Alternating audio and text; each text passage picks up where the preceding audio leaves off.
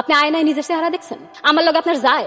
আমার পায়ের জুতা হওয়ার যোগ্যতাও তো আপনার নাই। আপনি আমার জীবন থেকে চলে যাবেন। আপনারা দেখলে আমার ঘৃণা লাগে।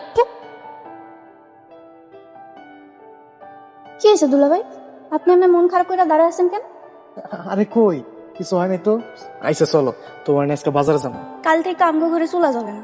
আব্বার যে অসুখ, আমগো সংসার আর চলতেছে না। তবে তুমি কোনো চিন্তা করো না, আমি যখন একবার আইসা পড়ছি কোনো টেনশন নাই। এসব আমি কি শুনতেছি? তোমরা আমারে ঠকাইছো। বড় লোক দেখে একটা কালা পোলা লগে আমার বিয়া দিছো। আমি একটা সুন্দরী মাইয়া, এমন একটা কালা জামাই সংসার কেমনে করবো? তোমরা লাগলে আমারে মাইরা ফেলাও, তাও আমি ওই কালা বেড়া সংসার করতে পারবো। তোর কারণে তোর বাপে বলবো জামাই কইছিল তোর বাপের চিকিৎসা করবো। তোমাগো জামাই আমারে পাওয়ার লেগে তোমার লোভ দেখাইছে, আর তোমরা পাগল হয়ে গেছো। লামিয়ার মা, ওরে তুমি একটা জোরে থাপ্পড় দাও। আমি এমন একটা বেয়াদব মেয়ে জন্ম দিছি, এমন মেয়ে আমার দরকার নাই। সাদিয়া, হাতটা ছাড়ো। হাত ধরলে সমস্যা কি? আপনি তো আমার ভাইয়ের মতো। আরে ওই যে মানুষের কাছে হাত ছাড়ো। আরে এটা তো বর্ষা। ইয়ে সাবিয়া কই যাস? দুলাভাই লয়ে বাজারে যাইতেছি। দুলাভাই মানে উনি নাকি লামিয়ার জামের বাড়ির কাজের লোক।